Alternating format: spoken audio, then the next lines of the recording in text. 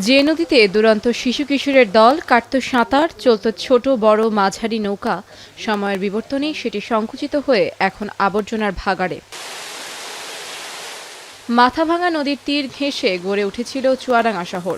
সময়ের বিবর্তনে সেই শহরই এখন নদীটিকে প্রতিনিয়ত দূষিত করে তুলছে। এখন এই নদী একেবারে মৃতপ্রায়, তারপরেও বেঁচে আছে, যেটুকু বেঁচে আছে নদীর নিজস্ব যে তলা থেকে ঝর্ণা ওঠে সেটার কারণে নদীটা বেঁচে আছে। এই নদীটি ছাড়া আমাদের আর অন্য কোনো নদী বেঁচে নেই, যে কারণে আমরা চাইব যে কোনো মূল্যে মাথাভাঙা নদীটি যেন বেঁচে থাকে।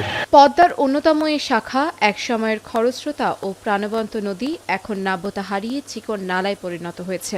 নদীতে বাঁধ ও বাঁশের বেড়া দিয়ে মাছ চাষ করলেও প্রশাসন এই বিষয়ে একেবারেই উদাসীন। কিছু সরকারি এবং বেসরকারি প্রতিষ্ঠান এই নদীটিকে যেমন দখল করছে তেমন দূষণও করছে। অবাধ প্রবাহ চলছে না, তার জন্য রয়েছে পানি উন্নয়ন বোর্ড।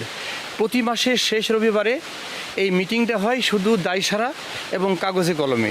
মাথাভাঙার বর্তমান অবস্থা নিয়ে প্রশ্ন করতেই চোখে মুখে হতাশার ছাপ সকলের। জানালেন, মাথাভাঙা নদী বাঁচাও সংগঠনের শত শত কর্মসূচি আর ক্ষোভের কথা।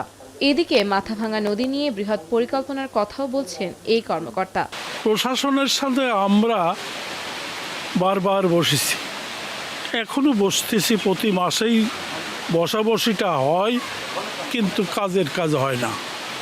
রেজুলেশন হয়, একই রেজুলেশন মাসের পর মাস, বছরের পর বছর পার হয়ে যাচ্ছে, কোনো বাস্তবায়ন নেই। নদীটি পূর্ণ দৈর্ঘ্যে খনন করার জন্য আমাদের একটি স্টাডি প্রকল্প চলমান আছে।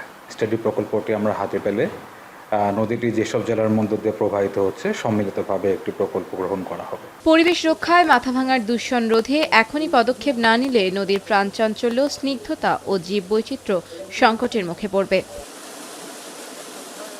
এখন চুয়াডাঙ্গা।